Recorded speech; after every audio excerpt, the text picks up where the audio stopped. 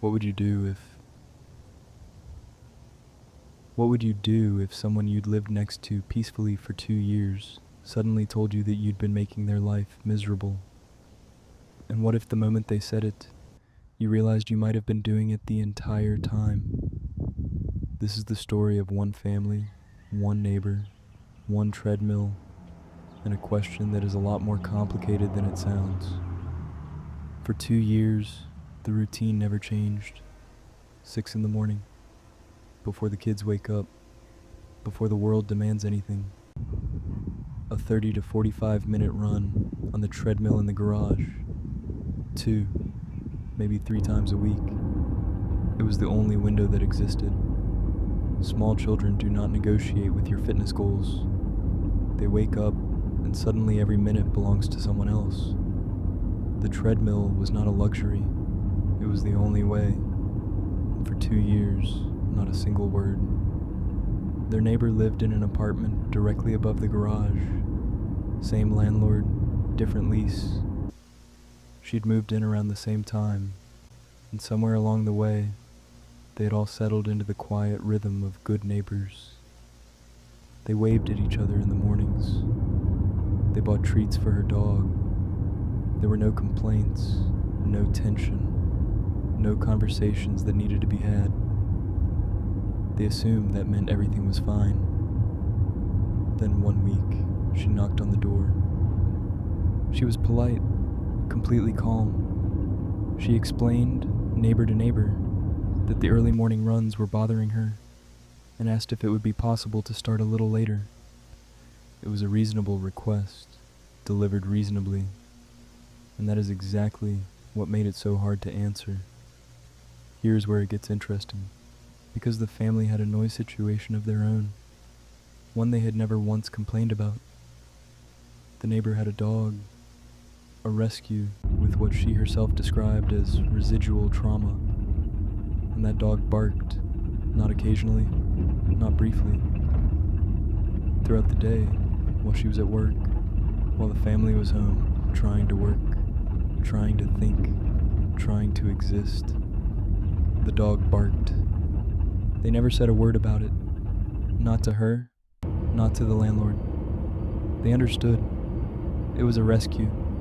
These things happen. You do not punish someone for their dog's anxiety. But somewhere in the back of their minds, they had assumed she understood too.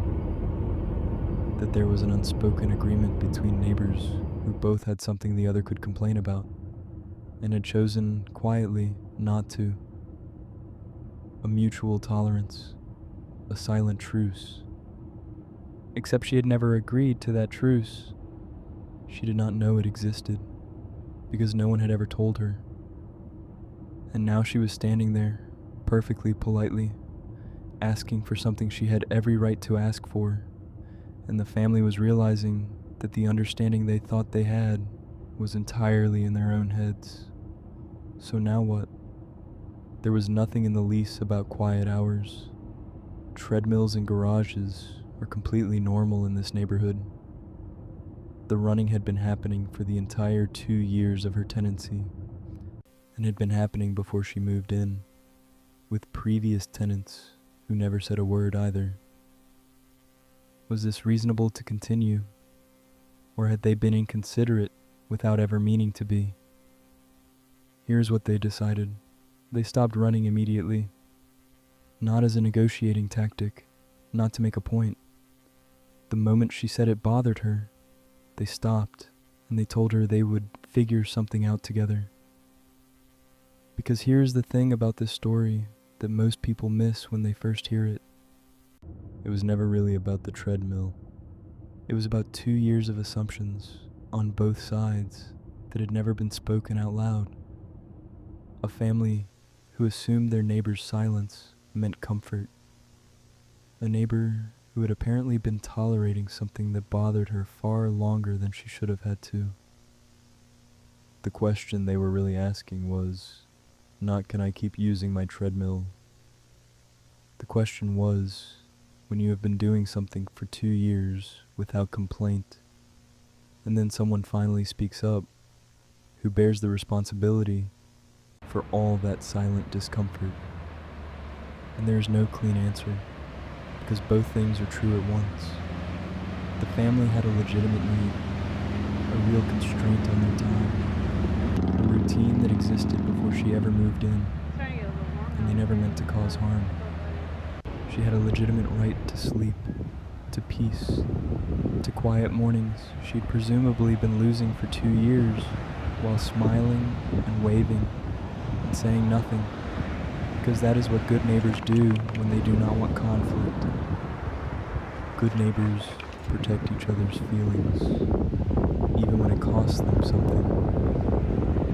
The family posted their story online, read through all the responses, and then did what most people in genuinely complicated situations do when they are willing to be honest with themselves. They went back to their neighbor, not with a solution, with a question: what would work for you? Because sometimes the most important thing you can do is not defend your position, it is ask someone what they actually need. So let me ask you the same thing. What would you have done? Would you have kept running, knowing it bothered her, because you had every right to? Or would you have stopped the way they did and tried to find something that worked for both of you? Drop your answer in the comments. I read every single one. And if you have ever had a neighbor situation that got complicated in ways you never saw coming, subscribe, because next time, the story gets a lot darker.